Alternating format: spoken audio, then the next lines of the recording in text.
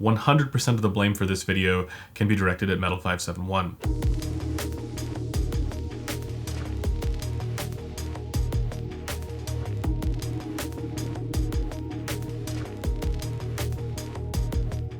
Hi guys, Andrew here with Headphones.com. Today we're going to do something that I haven't done before. It's going to be a tier list. This is going to be a tier list of audiophile terms. So what I'm going to be doing is ranking the usefulness of these audiophile terms, or a number of them, because of course there are so many more that could be used, and I picked a handful of the ones that I happen to see commonly. And if you come across terms that you don't see on this list right now, just leave them in the comments below and let me know why you think they should be ranked at a given place, whether it's high or low or whatever. And lastly, because this is a tier list, we have to know that this is 100% grounded in fact, and there is no room for debate on any of these topics. Nobody else has any other opinions, and basically what you see here as the conclusion is just how it is. I can see the comments now. In any case, let's get ranking audiophile terms. Now again, I mentioned that this is going to be based on the term's usefulness, and in general, these terms are typically metaphors that describe an experience. There are some exceptions there, but generally speaking, they describe an experience, not necessarily a physical or acoustic phenomenon going on. And so of course there's going to be all kinds of questions with these various terms that are more related to, well, what is this thing? And I also have those questions. And in some cases, I'm actually working on trying to answer those questions, but that's not what we're doing right now. We're just going to be talking about the term's applicableness and usefulness as an analogy or a metaphor that describes an experience. So let's begin with the term bright. This is a pretty common one. Bright, you think of a visual analogy, the light up there is bright. I really like terms that have some sort of analogy to another sensory experience, like for example a visual one. Visual ones are really easy. They're my favorite for this stuff because humans tend to be very visually oriented creatures. We're not dogs or bats, or at least I'm not a dog or a bat that I know of. So a term like bright, that's a visual analogy, I think it makes a certain amount of sense. I like it. I'm going to put it in A tier. Basically anything that's above 5K is a little bit boosted, and this can be described as bright. I like it. It's a good term. Dark, also another visual analogy. This is similar to bright, just the opposite. It's when there's less trouble than what we think might be appropriate, or than what we like, and then something sounds dark for the same reasons that I like bright. Warm is a little different. Warm is not a visual analogy, but it is an analogy to another sensory experience. If you put on a sweater or a blanket, there's this kind of enveloping feeling, and I think for that reason it's generally a good term, but it is not going to be an A tier. This is going to be a B tier term. Why? Okay, so the reason for this is because warm can theoretically mean an enhanced mid-range and lower mid-range in particular, or some people use it to mean more bass. Now, I fall into the category of the former. I tend to view this more along the lines of like, lower mids and upper bass mostly, and more mid-range focused kind of thing, rather than like a sub-bass focused thing, because that I would describe as just bassy. I wouldn't really say that that's a warm. Also potentially as a result of less treble. People often use warm and bright to sort of, contrast with one another, but bright is a visual analogy and warm is a physical, is a temperature analogy. All right, next one here, shout. That's going to be an S tier description, is an S tier term. It's not really an analogy to any other sensory experience, but it's an auditory experience. When you hear someone shouting at you, that's a particularly intense, aggressive kind of thing. And what this actually refers to as a sound description is if there's an elevation in the upper mid somewhere, typically around 3K, if there's an elevation there, a boost over the rest of the harmonics above that region, and just a boost in that region in general, where that becomes a little bit more noticeable. And I think this can be a very useful description because it can be fatiguing in the same way that if somebody were shouting at you for a while, that would be fatiguing. Honk, also, for the same reasons. Honk is basically a boost to 1K, or somewhere around 1K, where something can literally sound like a goose honking at you. It's great. You get it right away. Muddy. Muddy is going to be A tier. All right, so I'm putting it A tier because there is more to the analogy than just one thing. It's not as specific an analogy as honk or shout. Muddy, you have to think about like what it would be like to walk through mud or move through mud, or that sort of thickness that mud has. And then, you get the idea. So this is still a good term. It's typically characterized by some sort of elevation between the upper bass and in the lower mids, where the bass is dominating or bleeding into the mid-range and kind of intruding on some of the clarity. Things can sound a little bit overly thick as a result, just like mud. Bloat. Yeah, for the same reasons. It means a similar thing. There's a sense of bloat there. It's not S tier because, again, for the same reasons, you have to take another step. You have to think about what does bloat means. It means like overly full, overly saturated. And then, you actually have to hear what that sounds like, and then it makes sense. Sibilant, S tier, for sure. Sibilant. When you say the word sibilant, if something has a boost in the region between 6 and 10K where the sibilant tones would get enhanced, you would hear it in the word itself. So it's probably the best term out of all audiophile terms. Sibilant. It's perfect. If that sounded intense, it's probably because your headphones are a little bright there in that region. All right, so those are fairly easy and straightforward terms. Now let's get into some of the ones that are a little bit more tricky. Attack. I'm going to put attack into B tier. It still means something for those who've understood the term and are, kind of up on what that term is intended to mean. But without that context, it's not really that useful. So I'm going to put it in B tier at best. It might even be C tier. I'll have to take a look. Decay as well. They're meant to describe a certain quality of the experience that leads to the next one, which is transient response, which I'm actually going to put C tier because it's even less specific. So these are intended to describe some of the qualities that aren't immediately available by tonal balance and frequency response. So I've characterized attack as, something like the immediacy of the initial leading edge. Same with transient response, that sort of quickness and tightness. I think I used to call this speed, which is another one that gets also very confusing. And then decay is, I've called this sort of the clarity for trailing ends of tones. And really that's kind of my problem with these terms, including transient response. And it's that people use these terms for different things. And they don't all use them to mean the same thing. They're not specific enough where you go, oh yeah, that's obvious. Like sibilant, that can only mean one thing. Same with shout and honk, I think. Whereas these ones, it's a little bit more confusing. Resolution, C tier at best. All right, so why is resolution a C tier term? We know what resolution is in the visual sense. We know what it means in a photography sense. If you think about, like megapixels and stuff like that. If you think about like resolution of a display, of a monitor, 2560 by 1440 is a common good resolution, 4K, right? We know what that means in that sense. But the problem when it comes to audio is that when we're talking about resolution, it can also mean way too many things.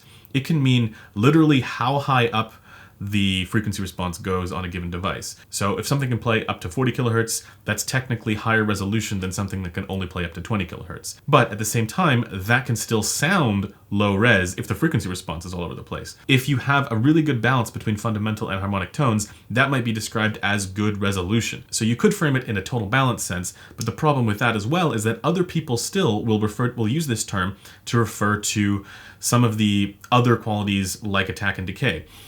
Or instrument separation, or just the overall clarity, or things that aren't as easily available in frequency response and tonal balance. So for that reason, C tier term at best. Detail, also C tier term for the same reason. And yeah, these are terms that I've used all the time and I hate them. I'm ashamed. It is related to a visual analogy. You could relate it to a visual analogy, but again, there are people who think that, it's just a boost in the treble means more detail. Then there are other people, like myself, who will use the term to refer to a completely different character, different quality. Then there are other people, just like with resolution, who will use the term detail to mean sort of an unveiling as a result of a good tonal balance between fundamental and harmonic. And so while there might be a thing there that we're describing, a part of the experience that we're describing that's very real, the term itself is not particularly useful or helpful at indicating it. Bluntedness. All right, bluntedness has to be at least an A tier term. And this is a term that I've shamelessly stolen from the IEM Reviewer Critical, who uses this term all the time, and I love it, and that's why I've started using it. It's because when you hear something like, for example, the dropped panda, where it's completely lopped off all the trailing ends of tones, it sounds very blunted and almost like there's an overdamped quality to it. So, great term, very useful. Plankton. Can we move on? All right, so this is actually a term where I thought I knew what it meant, but then I was reading a little bit more about the term and its use, and it's apparently meant to describe a feeling that you get when detail is very realistic. But then we're using other terms that are already confusing. So it is not useful. It might describe a real thing, but it is not particularly useful as far as a description goes because it's not obvious what this means. It's actually very confusing what this means. So even if you know what this means, or you think you've heard this quality or experienced this quality, it doesn't make it any more useful. Yeah, were we talking about fish now? Okay, I'm putting it in F tier. Let's move on. Intimate. Intimate. B tier. The reason why intimate goes to B tier is because it can refer to both a sense of forwardness or closeness or tightness of the space and stage, which is another one that we'll get to, but it can also mean a certain character of the music that you're listening to, like for example vocals being enhanced. And there is a sense in which this may actually be describing the same thing, but you could be describing two different aspects of the experience. And so while you generally get a sense of what this means when it's used, and I'm going to put it in B tier because of that, at the same time it's not specific enough to be very obvious. All right, let's move on. Punchy. Punchy is going to be in either A tier or B tier. What do we think? Punchy is going to be B tier. Punchy is generally a good term because you can use it in a context that does not require elevated bass. So you can talk about something being punchy and that doesn't immediately, conjure up a sense of extra bass or bloatedness or anything like that. Punchy can feel more like a sense of physicality. And so for that reason, I'm putting it in B tier. It's just not as clear as some of these other terms. Okay, moving on. Dynamics. This is the big one. Where are we going to put dynamics? C tier. Dynamics on its own can mean way too many things. It can mean dynamic range. It could mean the distance between bass and treble. It could mean the extension of bass and treble. It could be a description of something to do with the music or the recording that you're listening to. It can also mean punchy. It can also mean detail, actually, and we'll get to that. In a certain sense, it can mean clarity for trailing ends of tones. It can mean way too many things. This is basically almost like a catch-all term. Do I put it in F tier? Should I put this in F tier? No, I'm going to leave it in C tier because I think if you qualify dynamics sufficiently, then it becomes a little bit more obvious what's being described. But on its own, this is not a very good term, and I hate. All right, strident. Strident. It's going to be C tier. All right, so what is strident? I should probably clarify that. This is a term that used to get used all the time, and even, Tyler Hertson's famously used this term often. Strident is basically a kind of harshness. Now, that, of course, could be attributed to a lot of different things. It can be attributed to frequency response, but it could also be attributed to, like, sort of an absence of detail. There's all kinds of ways in which something could have a kind of harshness to it. And then also, this is just a bit of an obscure term that, we don't really use this term all that commonly. And so it might be too easy to just come at this and go, what does that even mean? Like, even without the context of audio. All right, moving on. Analytic. Analytic. S or A? A tier. All right, so analytic is a great term. In some ways, it's kind of like intimate, and that's the reason why I don't put it in S tier. It could be more specific, right? In what way is it analytic? How is it analytic? However, when I say that this headphone sounds a little bit more analytic, you generally know what I mean. If you're analyzing something and you're looking at all the various different details of it, right? That's kind of what's going on. I like the term. It's great. Speed. All right, so this is another one that, it's going to be a C tier term for me. I was hesitating between B and C. All right, why is speed a C tier term? Again, it's not to say it isn't a thing. It's right. The problem with speed is that it can mean too many things, and this is the general trend. When I say speed, I'm talking about things that are a little bit more closely related to attack and decay. But when Oratory sees speed, he's talking about literally how fast the driver can move. Can it go up to 40 kilohertz, for example? And then if you weren't familiar with either of those things, what the hell does that even mean? Is your music suddenly playing faster? No, that's not what that means. All right, let's move on. Glisten. Glisten. Shimmer. Also A tier. The reason why I like these terms is because they are specific, they are indicative of a visual analogy that is similar to bright. There's sort of like a little hint of brightness there, and what it means in the audio sense is a little bit of extra emphasis above 10K, a little bit of extra, air, as people used to call it. And so for the same reasons that I like bright and dark and some of these other terms, I like glisten and shimmer as well. It describes a particular range of the frequency response with a visual analogy that's, specific enough. Okay, now some of these next ones are going to be a little bit juicy. Macro contrast. I can just picture the comments. Okay, macro contrast. A tier. Macro contrast is basically a more specific version of some of these other terms like punchy and dynamics. It gets a much clearer sense of what's being described. And the reason why I like it, and I'm putting it in A tier and not B tier here, because there is a sense in which you could look at that and go, what the hell does that mean if you're coming at this cold, right? I don't like that about it, and that's why it's not S tier. But macro contrast has a visual analogy in photography, where if anybody's played around with Lightroom and Photoshop, if you played around with the contrast slider, you know what that does to your image. There's a sense in which this is meant to describe that quality in sound. Once you understand that analogy, there's no other way to really use this term. It's not going to confuse anybody. Micro contrast for the same reason, right? If anybody's played around with the clarity slider, a local contrast in photography, right? And again, the limiting factor there is that you need to know what that analogy is too.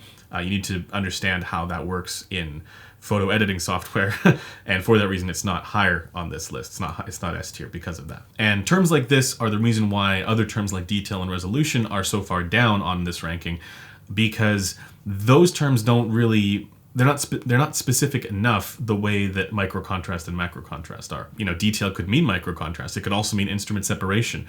For some people, maybe it means macro contrast, right? So there's too much going on with those terms that's just a little bit nebulous. Whereas with these terms, micro contrast and macro contrast, once you get the analogy, there's really no other way to think about them.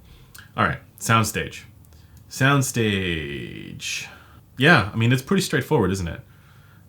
It's not an S tier term. I suppose you're thinking about how the stage is kind of laid out in front of you and you're placing the various different instruments and the music in front of you somewhere and figuring out how far away it is from you or how wide it is. It's a good term. It's specific enough. We're talking about a sense of space. Maybe it needs the qualification of spaciousness as well or something else to go with it.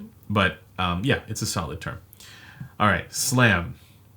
F tier. All right, I'm putting slam in F tier. Sorry, guys. I know there's going to be an entire community that hates me for this, but slam is an F tier. Why? Okay, because slam is a term that outright confounds things. It conflates two different qualities. It conflates something like macro contrast with bass level to the point where you can describe something as having good slam when the bass is boosted, and you can just as easily describe that same headphone as not having any slam. All of that just depends on how you define this term. And for that reason, this is not a useful term. Also, there's something else I don't like about this term. The people who care a lot about tonal balance will go, why do you care about that? And then there are people who only care about this quality, and they'll just ask you all the time, but does it slam? And so beyond being a term that conflates things, it's also just annoying. Moving on to layering. Layering, okay, this is going to be a B tier term. The reason why it's not higher is because I think we could again get a little bit more specific. What does layering mean? You know, there's a sense in which it's related to soundstage, but there's also a sense in which it relates to instrument separation. Something could have good layering but not have great soundstage, potentially. There's a sense in which it relates to detail, so it's not specific enough just from the term itself, so it's a B tier term. All right, moving on. Compressed. Compressed is going to be a B tier term. I almost put it in A tier because I think it does elicit the right kind of feeling that is analogous to the experience of listening to something that sounds compressed. The problem with compressed is that you have two different variables there. One of them is the absence of contrast. The other one is something in the frequency response. You know, for example, I've often characterized a 5K peak that's sort of elevated over the rest of the harmonics above it as a kind of percussion compression, because what happens is when you hear cymbal tones and, you know, snare drums and things like that, it doesn't sound as clear or resolving as it should. There we go, using that term again. I should end it all. Okay, depth. I think we can put depth in the same place as layering. Depth can mean both a sense of forward depth for soundstage, but it can also mean something like extra detail, depending on how you're defining that. Timbre. Timbre is an excellent term. Timbre is basically tone character that is comprised of complexity of tones. And I've actually done a video on that, and I will leave that linked in the description if you want to get a good sense of timbre. Actually, hold on a second. I'm going to put timbre in A tier and not in S tier. Why? Okay. A description of a headphone's timbre could refer both to the tonal balance of the headphone, but it could also refer to a particular quality or character of the transducer. So for example, you may hear about balanced armature timbre or planar magnetic headphone timbre as different from dynamic driver moving coil headphone timbre, and that's a different description than frequency response or tonal balance related timbre, even though it might be captured by frequency response as well. It's just that the description is of a different thing. But it's a great term, and you do generally get a sense of what that means when you see it. Pratt. Pace, rhythm, and timing. If you haven't seen Crin's vid on a review of a review, I will leave that linked in the description as well. And he describes Pratt as describing, in essence, everything and therefore describing nothing. And so it is a completely useless term. I'm inclined to agree. Haze. All right, this term only exists because of Metal 571. C tier. Sorry, buddy. C tier. I'm going to put grain in. What comes to mind when you think of haze? Maybe something that is like obscuring clarity, like something that's preventing you from seeing everything in the scene. Okay, B tier. All right, we'll put them both in B tier. What I like about grain is there is a visual analogy, both in terms of looking at displays, but also in terms of photography. To me, it brings up this idea of taking the sharpness slider on an image and just like cranking it to the max. There's a sense in which that sort of obscures the detail as well. So yeah, they're okay. They're okay. Extended. This is going to be an A tier term. Extended. I mean, the only reason why I wouldn't put this S tier is because if somebody doesn't know that this refers to how low or how high frequency response goes and the ways in which that matters, then this would be confusing. Maybe they think extended in a sense of soundstage, but I generally like this term because once you know that it's not talking about soundstage, it makes perfect sense. We're talking about how low or how high it goes. How low in the bass, how high in the treble. Open up. Open up. Debating between C and F. All right, I'm going to put it in the C tier. I was going to put it in an F tier. This term is often used when people are moving from one source to another, and they'll say things like, oh, this particular amplifier made these headphones really open up, as if they're achieving their final form. Again, I think my biggest problem with this term is that it can mean way too many things, and at the same time, doesn't really mean anything. The description itself is not very specific. This could also refer to how open something sounds, how spacious it sounds. It's not a very good term. Dark, we've already got dark, so I'm just going to leave that there. The last one here is going to be Wittgenstein. He is in S tier because some of you guys already know why Wittgenstein goes up top. Wittgenstein's a philosopher. He's responsible for the private language problem. And basically the problem is exactly everything that we've just indicated here. The bottom line for this is that none of it's meaningful whatsoever because the meaning behind the term could be different depending on the person using it. And this is just the problem with any of these audiophile terms, and essentially that's why we need to rely on other things like, for example, industry standard measurement rigs to figure out more about how sound works and how we hear these things to better anchor our understanding of the experiences that we have, rather than relying on terms where the meaning itself is not universally agreed upon. And that ultimately is a project that we're going to continue to try and figure out over the years to come. That's going to do it for this video. Thanks for taking the time to watch it, and I'm going to see you in the next one. Bye for now.